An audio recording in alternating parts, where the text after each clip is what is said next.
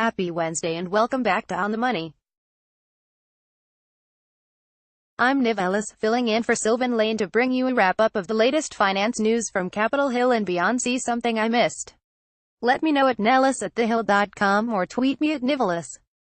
And if you like your newsletter, you can subscribe to it here. http://bit.ly/1nxxw2n. Write us with tips, suggestions, and news. Slane@thehill.com, Vinitam@thehill.com, and Yagoda@thehill.com and Nellis@thehill.com. Follow us on Twitter, at Sylvan Lane, at Vic of the Hill, at Nyagoda, and at Nivelis.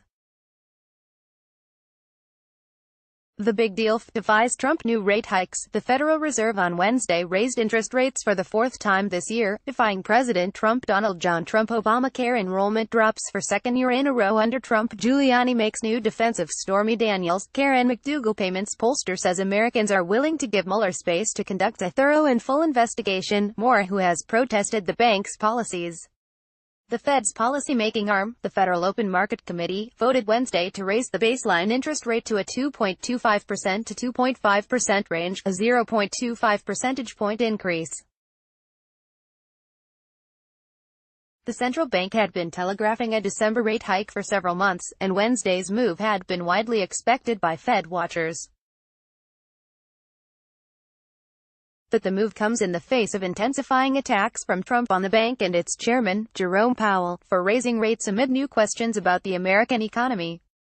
Key points: Powell defended the bank's independence, insisting that political considerations play no role whatsoever in our discussions or decisions about monetary policy. I know, and everyone who works at the Fed knows, that we're going to do our jobs the way we've always done them, Powell said. It's a test for Powell. It is still early in Powell's tenure. He only took over at the bank earlier this year in February. Powell is looking to reassure the public and policymakers that the Fed has control over the economy. That is likely to become harder if the president keeps using him as a punching bag over the economy. Although the move was widely expected, it turned into a wild day for Wall Street. The Dow swung wildly, moving higher ahead of the decision.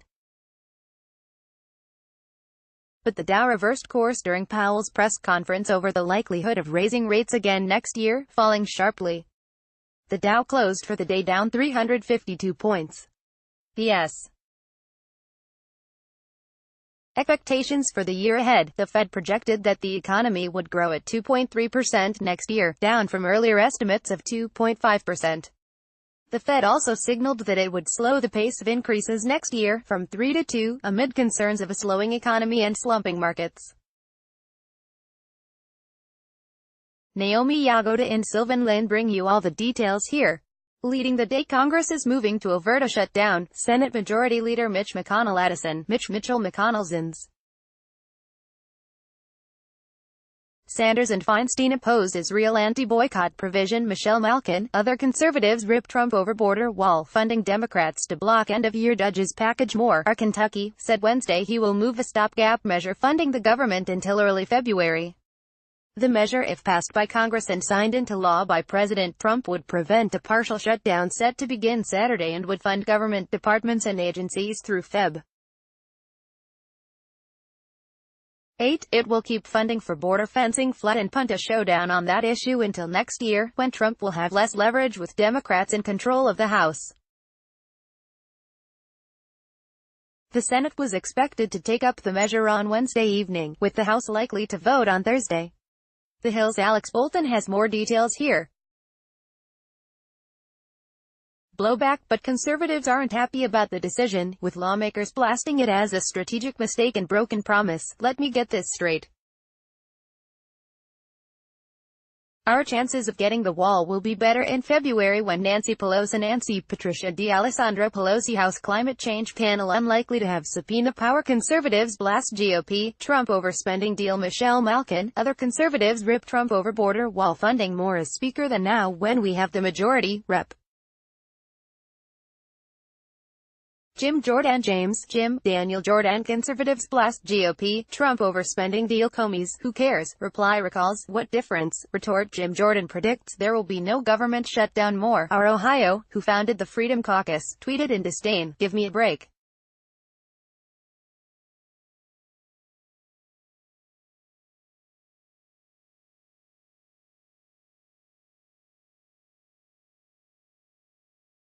I wish I could but I can't. This is a cave. This was a blink, writer Michelle Malkin told Fox News. About that name change, the director of the Consumer Financial Protection Bureau, CFPB, is halting plans to change the agency's name, citing the high costs and potential confusion of rebranding the financial watchdog. CFPB Director Kathy Kraninger told Bureau employees Wednesday that she has stopped all efforts to rename the agency, the Bureau of Consumer Financial Protection, a process that began in March by former acting chief Mick Mulvaney. Michael Mulvaney Consumer Bureau halts agency name change efforts after backlash on the money. White House looks to avoid shutdown, plan for short-term spending bill gains support, Trump warns Fed against rate hike, Mnuchin blames Dems in part for deficit, Warren wants probe into Consumer Bureau name change, lookout losers, Trump focused on winning more. Kraninger cited the high financial toll and operational challenges of the name change in her Wednesday email. The controversy, Mulvaney insisted the agency be called the Bureau of Consumer Financial Protection, its formal name under the 2010 Dodd-Frank law.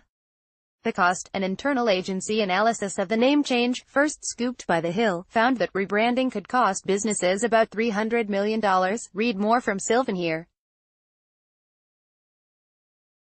Treasury sanctions Russians over alleged interference, never attacked. The Trump administration on Wednesday sanctioned 9 Russian nationals for allegedly attempting to interfere in the 2016 presidential election.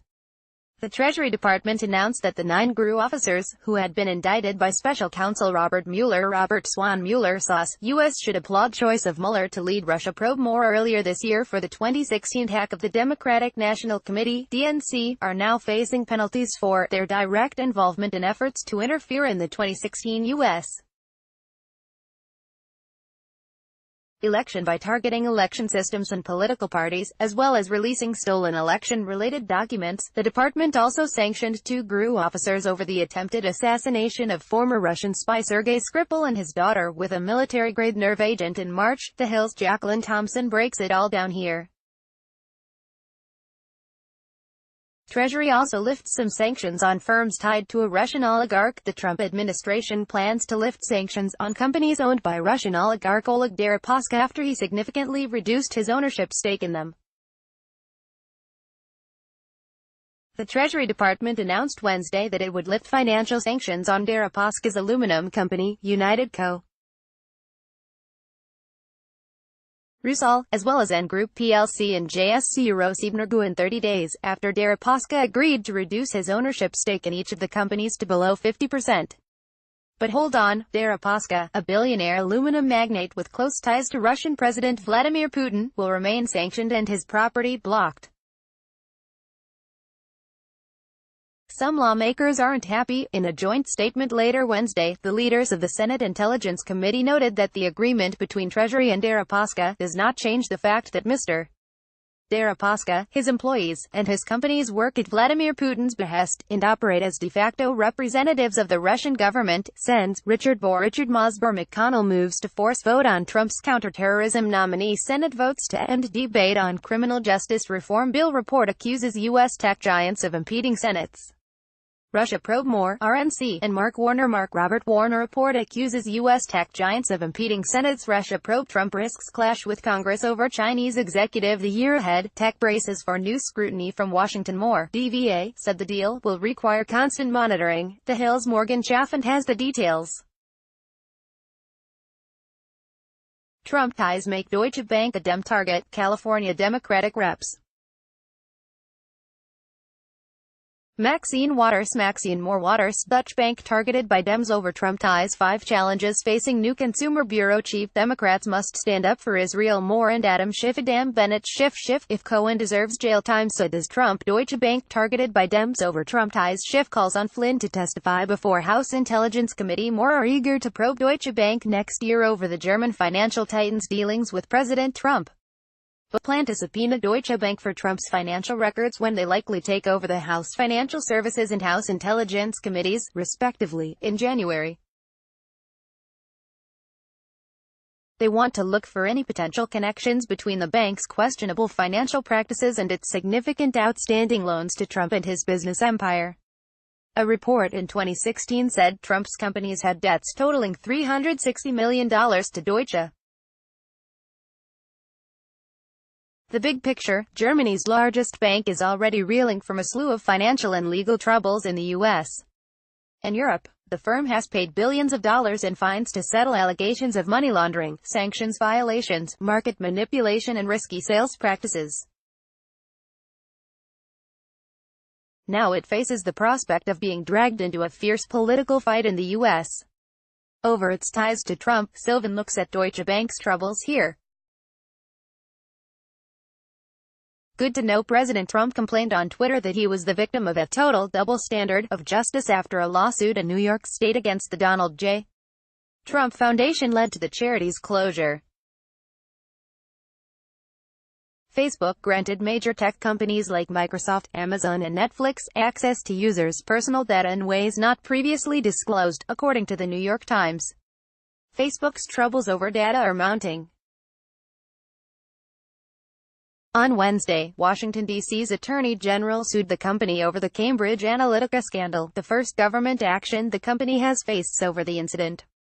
Tobacco giant Altria is nearing a deal to take a 35% stake in Juul, an e-cigarette startup that the deal values at roughly $38 billion, according to the Wall Street Journal.